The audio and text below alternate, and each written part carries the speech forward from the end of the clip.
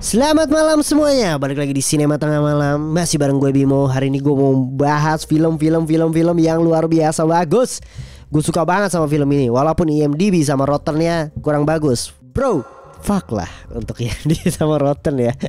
Ya maksudnya kan selera balik lagi. Kalau gue, ya gue suka sama Cobweb gitu ya.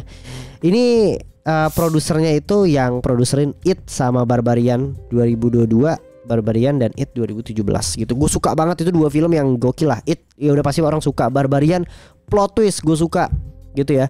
Dan kali ini Cobweb berarti diproduksi sama satu orang.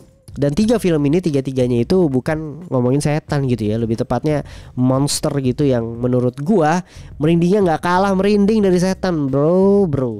Gila, ini gue suka banget. Film yang menurut gue menjadi underrated di tahun 2023. Gue nggak expect bisa sebagus ini. Balik lagi, gue tidak dibayar sama sekali. Ini pun gue nggak berniat nonton Cobweb gitu. Gue mau nonton The Moon penuh. Akhirnya udah gue nonton Cobweb dan ternyata bagus banget, bro. Ini wajib menurut gue, karena menurut gue ini tidak akan lama di bioskop. Pasti akan ketutup sama film-film baru. Apalagi nanti akan ada Blue Beetles dan banyak banget film lainnya yang bagus yang akan masuk ke Indonesia. Jadi menurut gue buruan lu nonton Cobweb sekarang sebelum gue masuk ke reviewnya. Pokoknya gue mau rekomendasiin aja. Dan ceritanya tentang apa sih? Ceritanya simple banget, tentang anak kecil yang ngetok di dindingnya tuh ada ketokan rumah kayak tak tok gitu.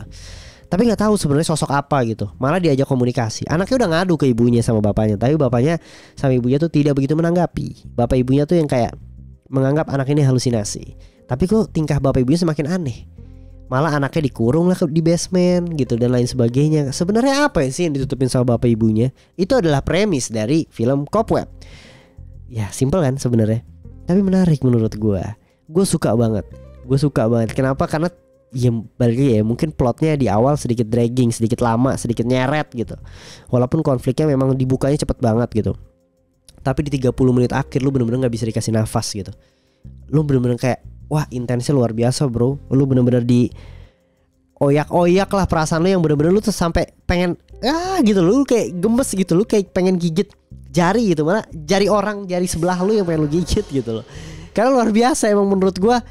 Segeregetan itu. Gua nonton film ini bioskopnya tuh gak begitu full, tapi pas adegan di akhir 30 menit terakhir tuh dihajar tuh orang sampai kayak gitu loh. Kayak wah gila nih, atmosfer bioskop juga makin gila bro. Kayaknya sayang banget kalau lu nonton ini di platform streaming gitu loh. Karena memang ya gue tidak bilang jump scare-nya itu mengagetkan ya, tapi lu bisa dibuat merinding tanpa harus ada jump scare gitu loh. Bener-bener kayak kejar-kejarannya, lu harus selamatnya gitu. Walaupun emang ada beberapa yang tidak masuk akal, cuma menurut gue tetap film yang berhasil ya, film horor yang berhasil atau film thriller yang berhasil adalah membawa penontonnya itu ikut tegang dengan apa yang filmnya mau sampaikan gitu. Simple gitu. Dan tadi kalau gue bilang ya, plotnya memang di awal sedikit lama. Ada beberapa sedikit juga yang jumping untuk mendapatkan cerita intinya aja mau langsung kemana gitu ya. Padahal harusnya bisa dibuild jauh lebih dalam lagi. Karena mungkin menurut gue durasinya lumayan kecepatan sih ya, 1 jam 28 menit itu cepet banget gitu. Terus karakternya gak banyak. Tapi sayang ya, walaupun karakternya gak banyak juga gak begitu di explore jauh lah gitu. Khususnya gue takut spoiler. Tapi intinya adalah antara sosok yang di tembok gitu ya, yang di dinding itu, sama si anak kecil ini, menurut gue gue pengen ada sesuatu hal yang jauh lebih spesial atau ikatannya jauh lebih dekat gitu loh. Tapi ya begitu aja gitu. Itu tadi ya, gue kurang dieksplor, sosoknya juga kurang dieksplor. Dan gue suka banget sih.